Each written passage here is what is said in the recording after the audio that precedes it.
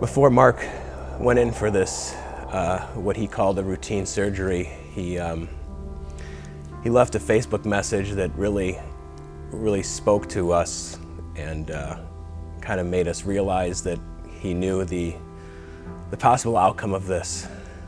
And he wrote, "As I lay in bed and count down the hours until surgery, I can't help to wonder what will happen. There are so many what-ifs going through my head, I feel like it's spinning. This is a pretty routine surgery, however, everybody is different. I will be cut off from the world for a few days while I'm in the ICU. With all that being said, I hope this makes sense. I want to get something off my chest. I want to say thanks for all the support and prayers. They will help. Every one of you on my friends list, we had some good times and some bad times. However, I cherish the friends I've had the honor of having. So I leave you with this old saying. Strength does not come from winning. Your struggles develop your strengths. When you go through hardships and decide not to surrender, that is strength. God bless. Mark." So this is the second time I've actually sat in this chair to do a testimony about Mark. Sadly, the first time I did it, it was because we were trying to raise money for Mark's recovery. Sadly, I'm doing this video now because Mark's procedure didn't go as well as we had thought. Mark Prainer was a very close friend of mine. I've known him since first grade. He's my oldest friend. He's my dearest friend. And his condition, Hunter syndrome, afforded him with a series of complications growing up. Things that never let him do anything other than what he wanted to do. He never held back, but one of those complications that had to do with his heart.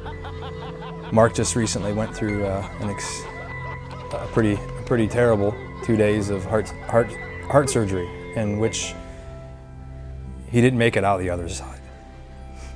And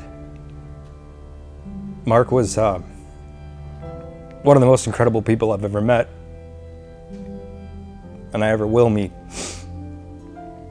And he also he went into everything without fear, including this. In fact, he sent a gift basket to a dear friend of his before he went in, thanking him for his friendship.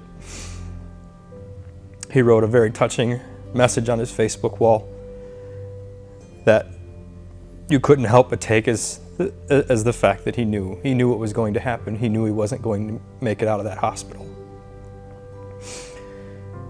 And after talking to his brother who was there with him, after he had passed and all the tubes had been taken out of him, the only thing that was left on Mark's face was a smile. And it's because this is what he wanted. He didn't want people to worry about him. He was too good for this world, and now he's no longer a part of it, in physical form anyway. The reason we're doing this video and the reason we're doing this GoFundMe campaign is because Mark had a lot of medical bills.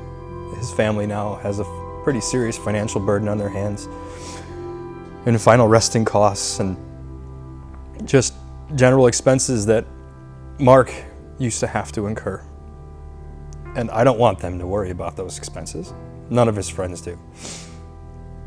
So I'm asking you, deep down in my bones, to give whatever you can to the Prainer family to make sure that the last thing they have to worry about in this time is money. They've lost a son, they've lost a brother, and they've lost an uncle. And I've lost my closest friend.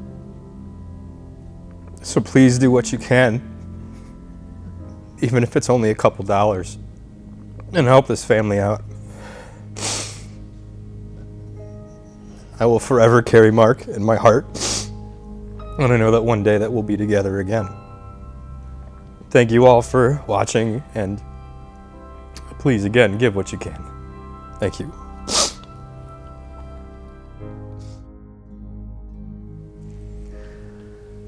Mark was an incredible human being, one of the most selfless people I've ever met, so dedicated to his work at AMS and to all his co-workers. That's really, literally and figuratively, what got him out of bed every morning, was to come and somewhere where he was needed and where his friends were. And he will be dearly missed by everybody, the good times and the bad, and he was there through it all with us. We're going to miss you, Mark. We're going to miss you dearly. Thank you for touching our lives and for your friendship. We're going to miss you.